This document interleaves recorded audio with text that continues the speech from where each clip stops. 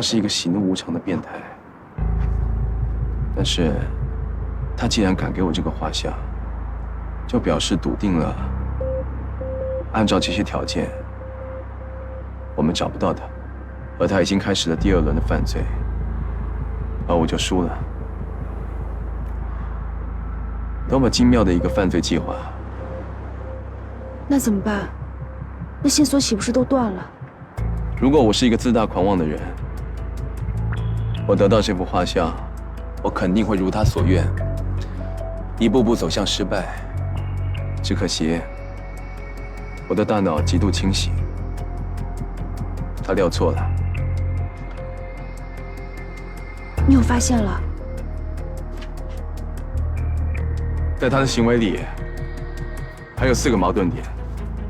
当然，他自己并没有发现。他在想，多么可悲的自大狂，他就快要原形毕露了。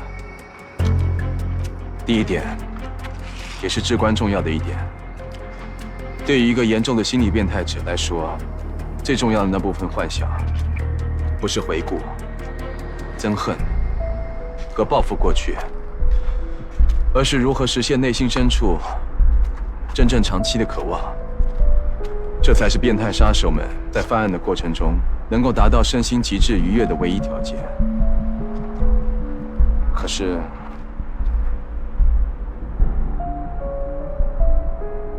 ，1号把这一部分藏到哪里去了呢？的确，在杀人机器案中，孙勇幻想成冷血杀手。可是，1号的渴求是什么呢？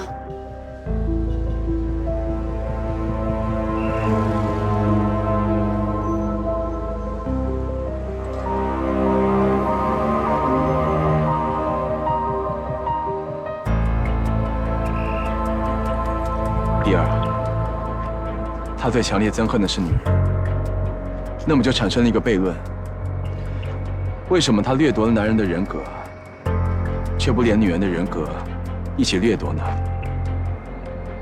第3，虐待男人的期间，他为什么用胶条封住男人的嘴？因为他不想听到男死者的声音。所有的行为，哪怕是连他自己都没有注意到的行为，一定都有原因。他为什么单独不让青年男死者发出声音？现在的确疑点重重。第4，为什么拿走老人的一缕银发，如果是象征着对死亡的生命的主宰，鲜血或其他器官会令他更兴奋的话，他为什么只拿走一缕柔软的头发呢？因为银发给人的感觉是一种岁月、沧桑、比较柔和的情绪。精准。最后一点，他在杀人之后，为什么把3个受害者连同一个洋娃娃摒弃在相距甚远的不同地点？如果那都是他憎恨以及想要摒弃的，他为什么不一起扔掉，反而大费周折呢？不言而喻，这3个受害者之间肯定有着必然的联系，只是我们目前还没有发现。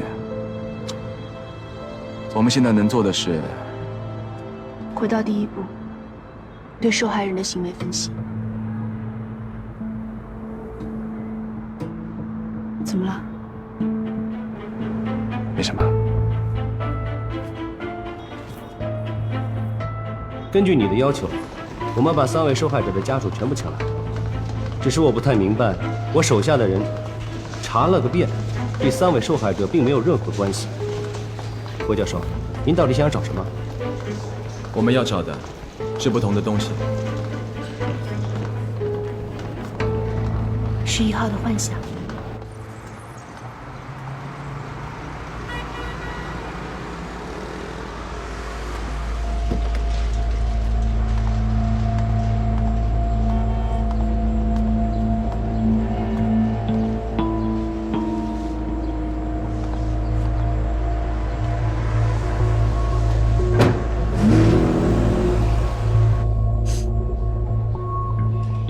我哋一齊已經做咗2年啦。佢係我見過脾氣最好嘅女仔。隔離鄰舍都知㗎，我老豆一世行得正，企得正，佢做咩事都無愧於心㗎。佢教書教咗一世人，自己都唔使使錢㗎，慳埋啲錢捐晒俾啲冇錢讀書嘅細路。她有没有男朋友？失踪前她有什么异常的行為嗎？佢曾經有過一個男朋友，不過半年前就已經分咗手啦。他經常參加慈善活動。係。我需要他私處過的所有人員名單。啊，係啊，如果佢冇出事嘅話，下個月就可以升職噶啦，調去南丫島。你弟弟有很高的寫作天賦，他為什麼不是職業作家？我爹哋媽咪唔係好同意呢件事，佢哋覺得寫作係一件虛幻嘅事，唔可以做謀生嘅職業。所以宇智喺大學嗰陣時就要佢選擇咗建築專業。但是他並沒有放棄寫作。宇智係一個好恆心同毅力嘅人。舊年星河獎競爭好激烈，但係佢都係贏咗。佢係最好嘅，佢真係最好嘅。梁先生，感謝你協助我們調查，有什麼情況我會再聯絡你。好。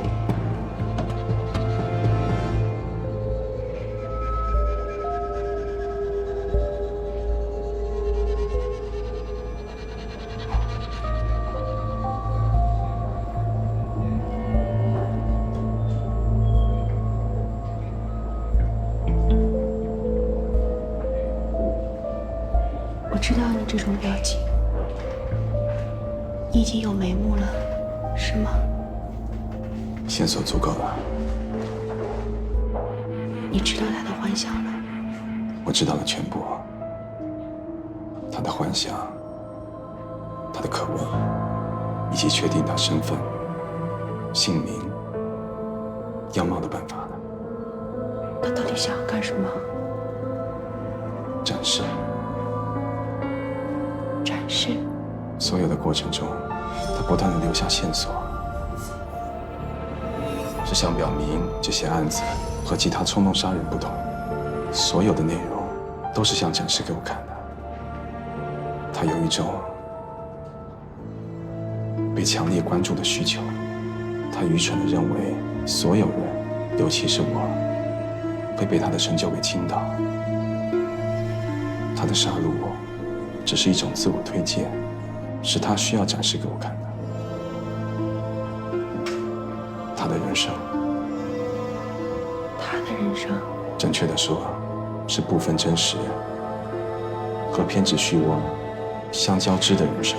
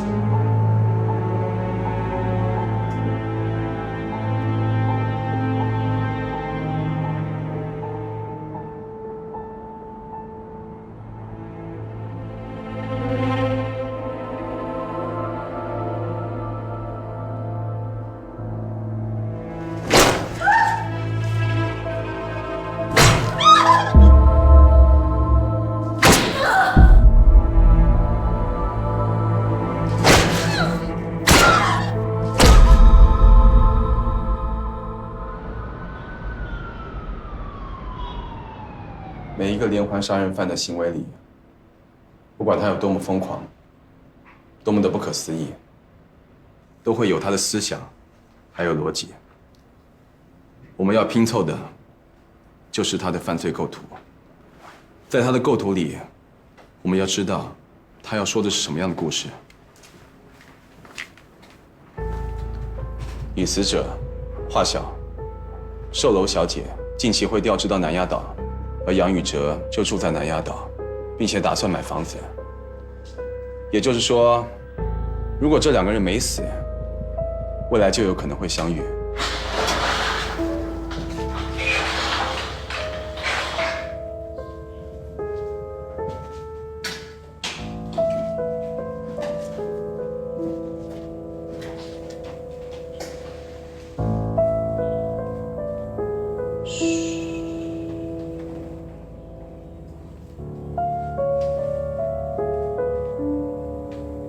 有些人注定是要相遇的，要在一起，就像我和你。一位单身、漂亮、活泼的女孩，跟一个英俊但是不善交际的小说家邂逅，多么美妙的爱情幻想！难道仅仅是因为他们可能会相遇，1号就杀了他？不是可能。1号不是已经安排他们相遇了吗？太变态了！确定了这2个人的定位之后，我们可以看到一个想象中的家庭：温厚包容、有引导力的长者，一位老父亲，年轻的父母，可爱的孩子。周林甫的形象，对于杨宇哲来说，是一个完美的老父亲。他是一个国文教师，可以从小开发出孩子的写作天赋。他宽厚、通情达理，不强迫孩子选择自己不喜欢的职业。嫌犯在想象中把自己带入了杨宇哲，设计了一个最合适他的父亲。我还是不明白，为什么他只设计了一个老父亲，而不设计老母亲呢？因为在现实里，情况恰好相反。嫌犯从来就不曾拥有一个父亲，只能靠自己的想象。在他的生活中，真实存在的是他的母亲。很明显，对于这个母亲，他充满了恨意。在任何代表母亲的角色面前，他只能自动退化成幼儿，从来都未曾成年。当然，也不需要想象出更加年长的母亲。当他面对杨宇哲的时候，他把成年的自己带入了进去；而面对华晓时，他又把幼年的自己带入了进去。所以，华晓既是完美的伴侣，又是儿时他曾经想要的妈妈。有了这个幻想以后，其他所有的疑点都有了解释。他为什么只掠夺男人的人格，只鞭笞女人？他为什么拿走老人的银发、洋娃娃的双手，还把他们扔到一个相距甚远的地方？因为最终，他想从幻想中解脱，回到仇恨里，他狠狠地抛弃了他们，而后开始新的一轮幻想，寻找新的受害者，组建新的家庭。很快我就会把儿子接回来。我们的儿子，你的儿子，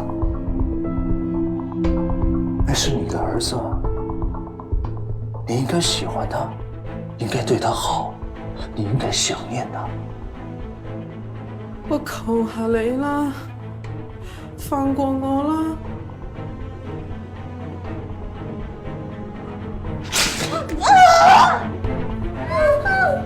我给你机会了，你为什么不改呢？我有哪儿不好吗？我是一个天才，我可以得到一切我所想要的东西，你为什么不喜欢我？你为什么要这么对我呢？你係邊個啊？你想點啊你？你放我出去啊！放我出去啊！你到底係邊個？你想點啊你？快啲放我出去！仅仅凭借这些不存在的东西，完全凭借自己的幻想和联想，他就能杀了3个不相干的人。对于心理扭曲的罪犯来说，已经足够完成一个丰富的幻想。为什么纵火案之后，他会偷渡离开大陆，来到香港？2015年，全港华语科幻星河奖颁奖典礼，就在他返港的第2天举行了。他当时长途跋涉，应该就是为了参加这个颁奖典礼。我马上去查一下参赛者的名单。不用了，我已经让子玉去做了。我编写了一个特殊的小型搜索引擎，可以自动搜索和筛选近10年来地区及以上各类文学赛事的资料，包括……请你只说结果好吗？符合你侧写的总共有7个人。7个嫌疑人太多，我们并没有那么充足的排查时间。但是你给我的资料实在太有限了，如果想要缩小范围的话，我还需要更多。把杨宇哲的影像再放一遍。虐杀是嫌犯满足自己的一跃巅峰，他享受受害者的惨叫，还有求饶。其他3个被害时并没有被封住嘴，为什么杨宇哲的嘴却被封住了呢？因为他变态。因为杨宇哲认识他，又或者说，杨宇哲知道他使用过某个身份。7个符合描述的侧写中，有谁是最有可能和杨宇哲有过交集的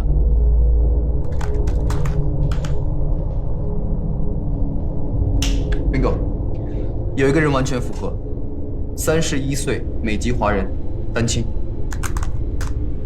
梅君远，2015年科技星河奖，杨宇哲得了金奖，他是第2名。这是他参赛时提交的护照、简历和其他资料。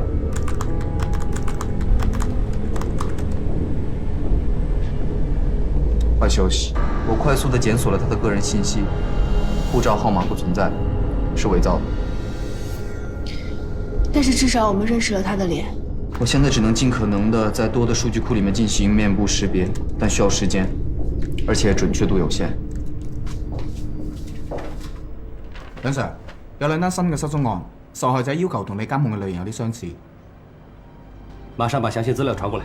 Yes sir。Andy， 把导航定位在新河街珠宝店。2个失踪人员，一个退休的文学系教授，一个年轻女性。为什么你选择去那个年轻女性的失踪现场？因为她是珠宝店的销售小姐。销售小姐怎么了？重点是珠宝店。哦，珠宝店一定会有监控。还不算太偏。我仔每日接待嘅客唔係好多，鋪頭入邊又冇咩特別嘅事發生。係啦，你哋揾緊咩啊？一張臉，一張好不容易才被發現的臉。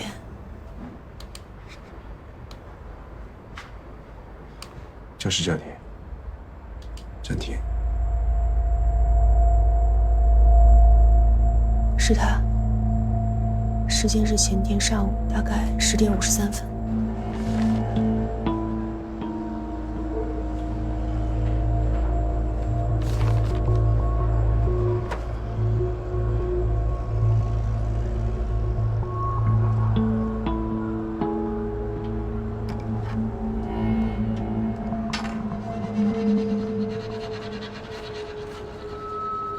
他以客人的身份接近受害人小何，并留下了电话号码。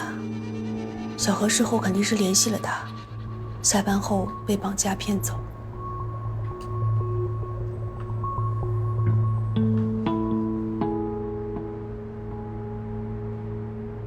你看这里，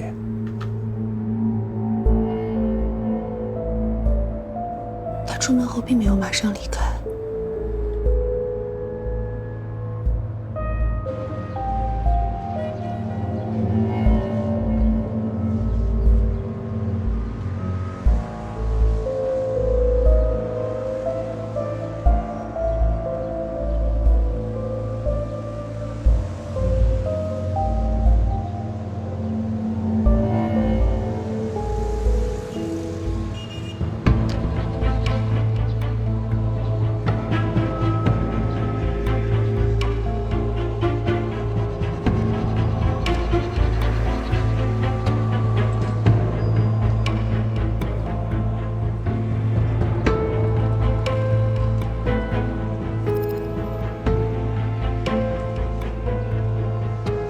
当时就是站在这儿，站了这么久，他到底在看什么？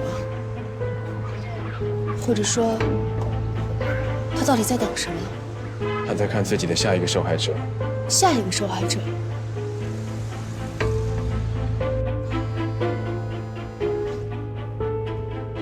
喂，静言，新尔店珠宝店附近有什么小学吗？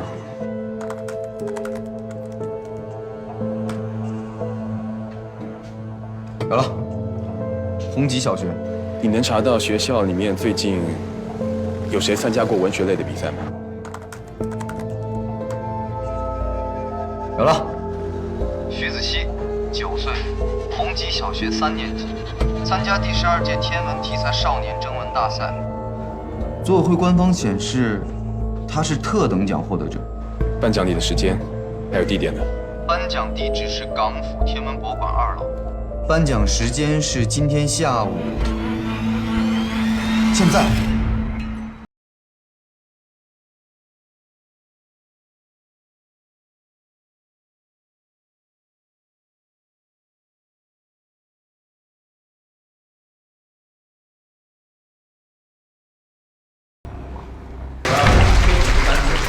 今日我哋喺呢度舉行香港第12屆天文主題少年徵文大賽嘅頒獎儀式。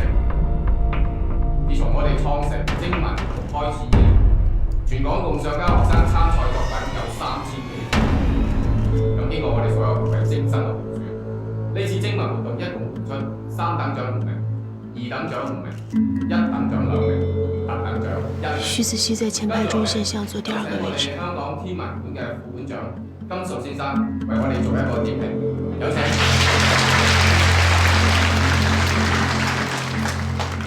各位家長、各位同學，大家好，我係本館嘅副館長。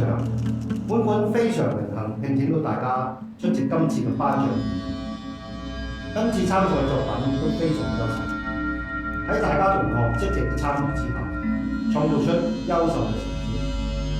多謝大家，多謝各位評委，多謝各位同學。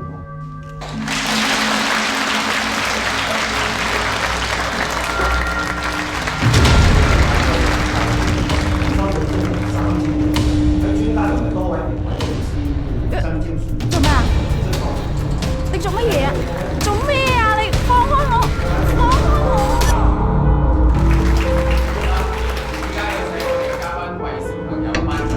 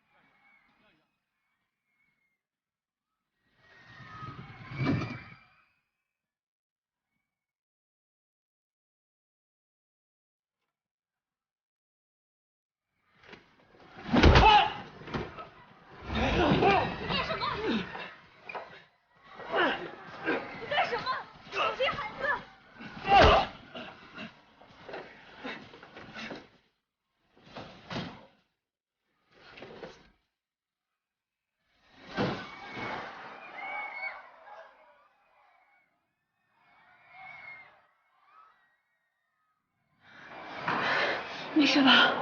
没事。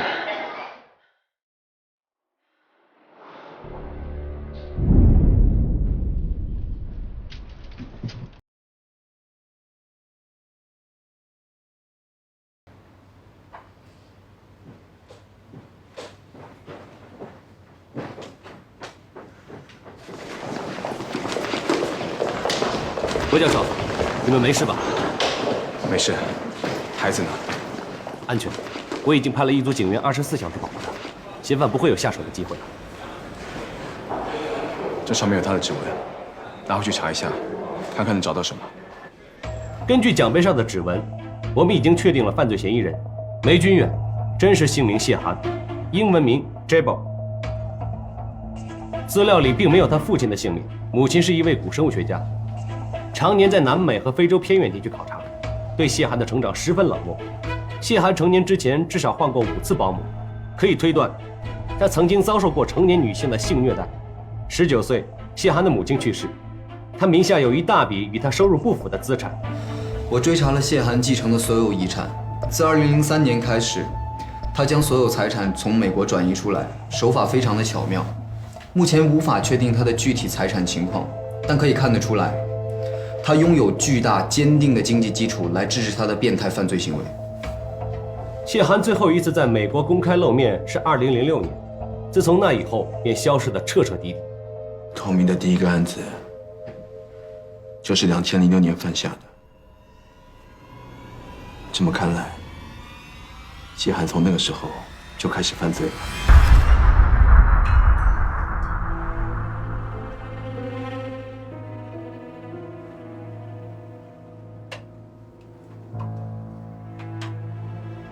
今日晏晝喺天文主題少年精文主題大獎頒獎典禮上邊發生咗一起少年兒童綁架案。記者喺現場採訪咗成功阻止呢起綁架案嘅霍經賢教授。下邊，谢寒已经在香港杀了3个人，手里假定还有3名人质。维港大学文学系退休教授范海之，恒爱珠宝销售员何爱文，以及上一部案件当中不明身份的第5受害者。谢寒的照片已经分派到全港的酒店、地铁、机场等地，目前尚没有得到有效的信息。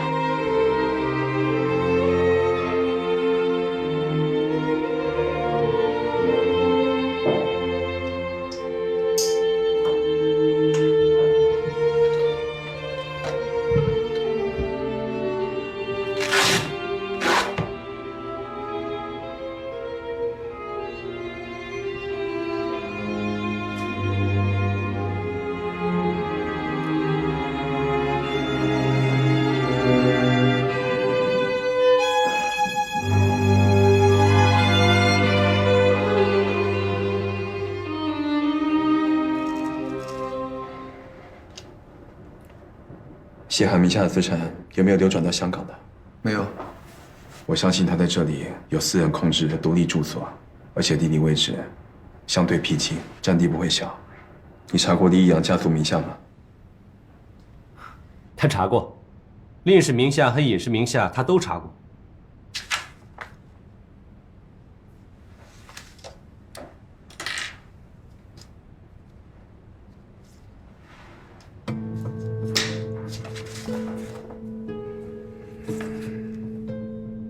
这是几名死者被绑架抛尸的地方。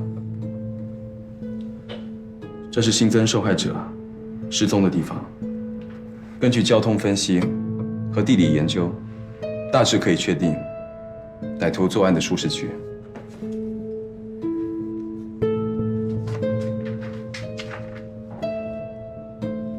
他这个范围也太大了吧？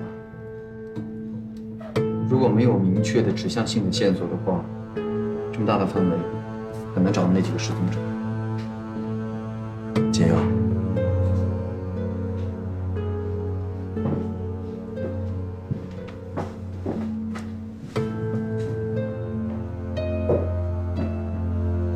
简瑶，别看了，这会越看越难受，而且也不一定是他。是的。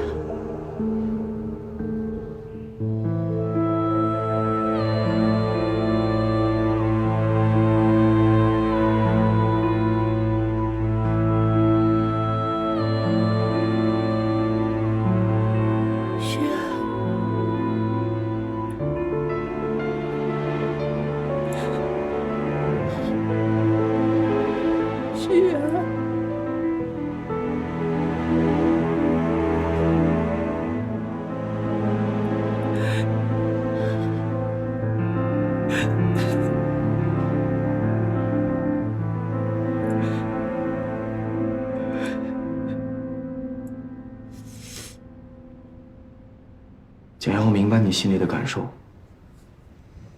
但是我真的试了很多种方法了，实在是看不清，而且没有任何的方法可以。子玉，你们在说什么呢？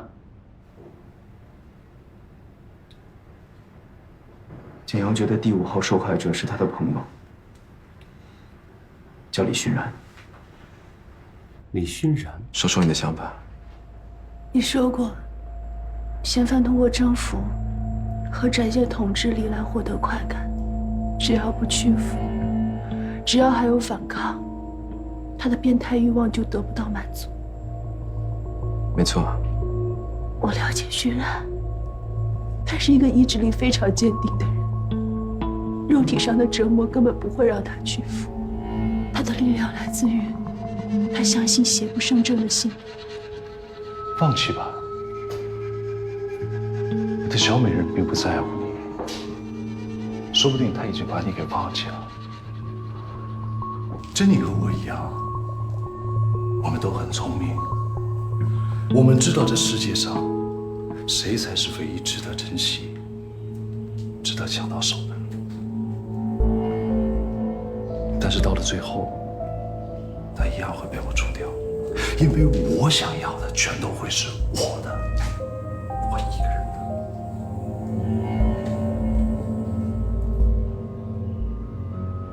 你和孩子呢？在你的完美家庭计划里，应该有个孩子，可你并没有抓到他。我会抓到他的。但是你空手回来，就说明你输了。你根本没有你自己想象的那么聪明。正如你在我面前所宣扬的，你比薄景言领先那么多，可你却还是什么？只要抛出你脑子里自我历练的妄想，人人都看得出来，其实你的内心只是一个愚蠢的、恶心的、变态的罪犯而已。所以谢寒会想方设法在精神上折磨他，嘲弄他所相信的一切。如果谢寒要向勋然显示他比警方更强，比你更聪明的话，在录制这段影像之前，他很有可能会告诉勋然他要干什么。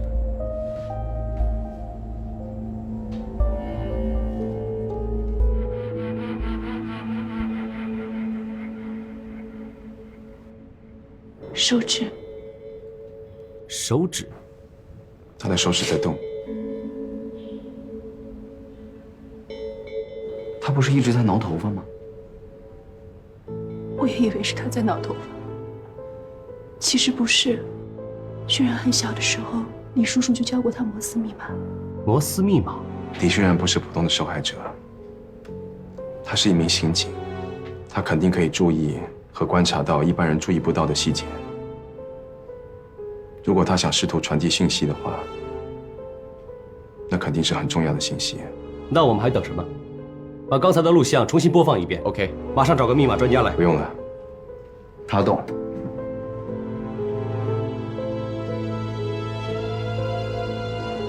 3、7、6、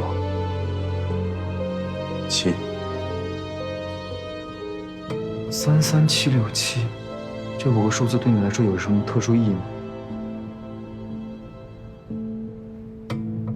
难道有2次破亿？但只有5个数字。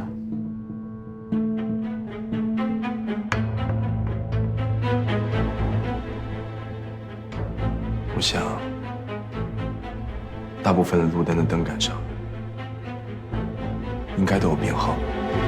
3376号路灯的位置已经。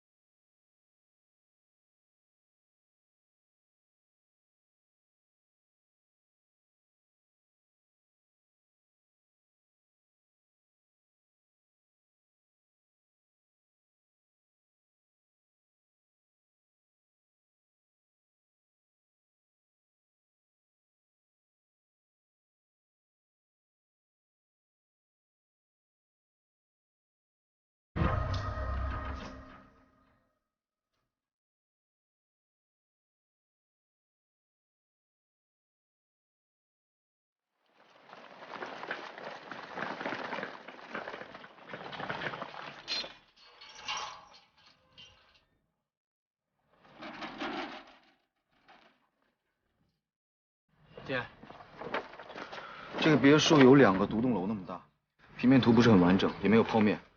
这个地下室的入口在哪儿呢？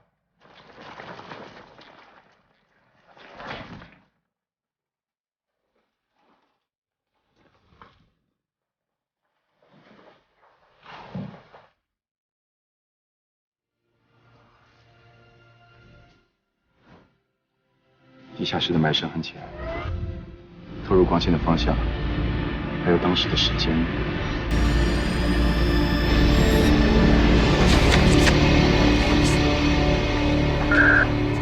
这位，通往地下室的入口应该是在主动门体向右第3个房间旁边。收到。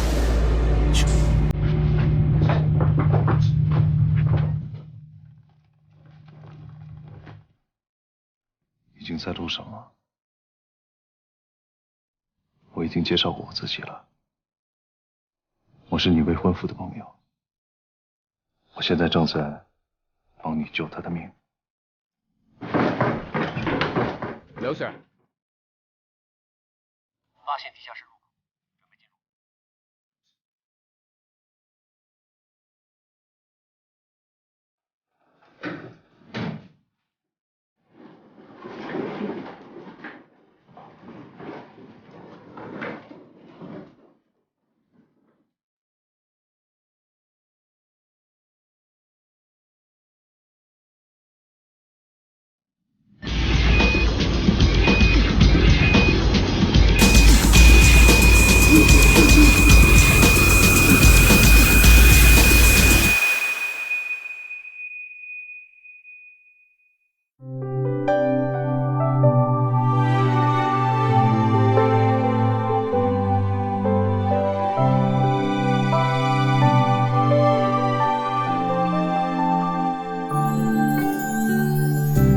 也许爱情放弃会比拥有更近，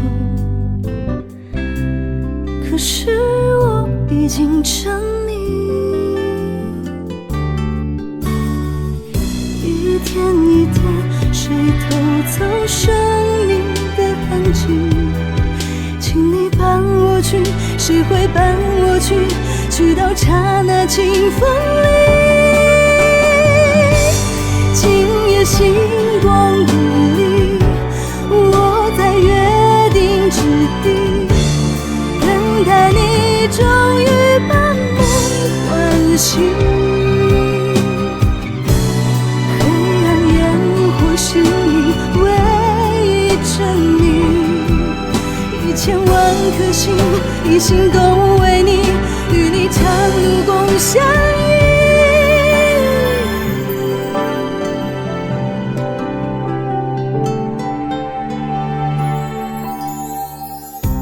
也许爱情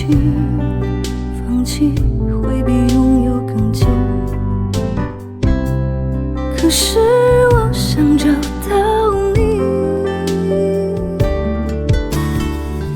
天天年年你守护生命的踪迹，请你带我去，说好不分离，去到无穷世界里。